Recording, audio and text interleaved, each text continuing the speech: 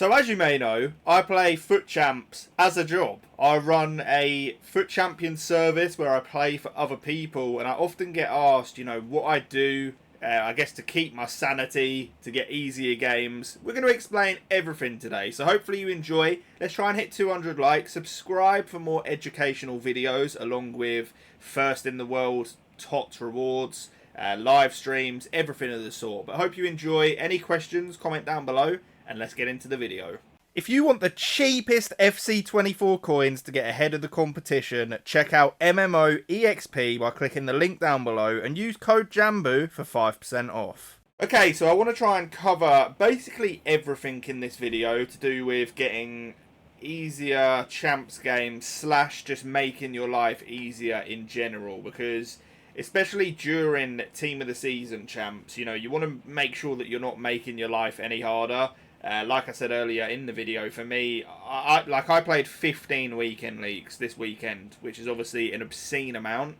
And when you're playing that many, it's very important to do the right things in order to get through it quicker, get the best results possible, and everything, positive that can come with it. So we'll start off with the matchmaking options. Obviously, this top one, you definitely want on.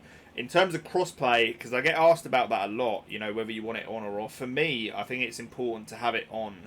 And yes, there is the argument, you could match the occasional PC player, but with what I'm going to show you, you will never match a PC player. But crossplay, you want it on. And the thought process behind that is, the wider the pool of players that you can match, the better chance you've got of matching someone that's not as good, because there is a lot more average and worse players than there are top players. So the bigger the pool of people you can play, the better odds that you're going to get of actually, not matching that sweat lord that's just spamming in crosses and knocking in corners, and you guys get the drill. So crossplay, you want that on. So obviously at the minute, FUT Champs, it starts Friday 8 PM UK time. That is when it opens now for Team of the Season. And I get asked a lot, when is the best time to play? The general rule that you want to follow, the earlier in the weekend, the harder it is. So if you're like me and you're a psycho and you're playing lots of champs, or you're going for the world's first, 20-0 rewards, that Friday is absolutely brutal. There's a reason I play that one off stream, because I need to fully lock in and make sure I get those rewards on the Friday night. So if you, sit there playing your 20 games on a Friday, you're making your life a lot harder than if you sat there and played all 20 of your games, on the Tuesday. It must be to do with some sort of SBMM.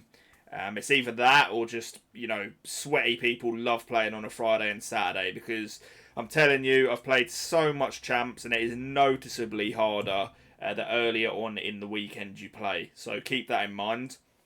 Another just little tip, it's not really a way around getting easier games, but you want to be spacing your games out where possible. Obviously for me, that's not an option.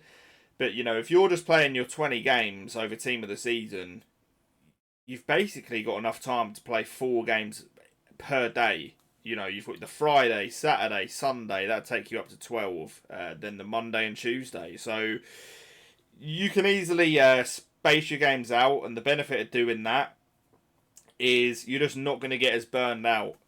Like, some of you guys may sometimes watch me on stream. I might be playing a bit bad and stuff. But the sheer amount, I play way too much, so you are going to get burnt out. And if you guys are wanting to maximise your chance, of getting your higher ranks, you want to do whatever possible. So space your games out, and that is another big tip. So the biggest tip I can give you, and this is the main thing for the video, it is going to be this here. So you see, I'm on a PS5 right now. You see how you've got the PS5 version of the game, obviously. That is what we call new gen. That is the PS5 version. This is the biggest tip, to get easier games and make your life easier in general. You have this other version of the game, the PS4 version. This is what we refer to as old gen. So you would be surprised. Some of you may think this is obvious. A lot of people genuinely don't know that this is a thing. There is 2 versions of the same game of FC24. So if you load up the PS4 version, this not only means that you cannot match players that are on PC, because PC is new gen, but what you will also find is the gameplay and the people you face are, well, the gameplay is a lot better. It's a lot smoother, more responsive. You know, everything you would more want in an FC or FIFA game. But the people you play are also not as good. So I'm going to show you some gameplay now and just explain a little bit, you know, what goes on in an old gen game of FC24. Okay, so we're loaded into a game now of old gen. One thing you'll notice is this at the start. I get asked a lot, you know, how to activate this team loading screen. It's literally just an old gen thing. I have no idea why it's not on new gen. But yeah, let's look at some gameplay here. So you're going to see graphically it's not as good. But in terms of the responsiveness, it is night and day above like the version that you guys are playing, or that most of you will be playing, the new gen version. And in terms of getting better FUT Champs results, this is a surefire way of doing it, because the people you are going to match, don't get me wrong, like if you're hitting 10 wins, you're not just going to suddenly become, you know, a rank 1 player. It's not like that at all. I would just say in general, you get slightly easier opponents, and that's not to say that you're not going to match, you know, some good people, because I do. Like, you're not going to be hitting 20 and over every champs. But in terms of efficiency and actually enjoying the game, at least for me, it is so far clear. You can just see, you know, from watching this, the speed of the game is a lot more bearable. You know, it's sped up a lot compared to new gen. And, you know, for me at least, that is something that I do appreciate. I think the one thing with it and what makes it easier, I think the actual skill gap of this game, of this version, is a lot higher than new gen. So like if you're a good player, you're going to be able to get your opponents out of there easier, and it's just going to speed things up. You can see the speed boost we do there, just as we miss, unluckily. But the sprint boost that I teach you guys is also like insane on this version. There's just a lot of... I'm actually going to concede. Not ideal at all. But yeah, this guy's actually alright. But yeah, the pace of the game, you know, it's a lot more bearable. It's people do just seem to quit more. It just seems to be a bit more of a casual like player base over here.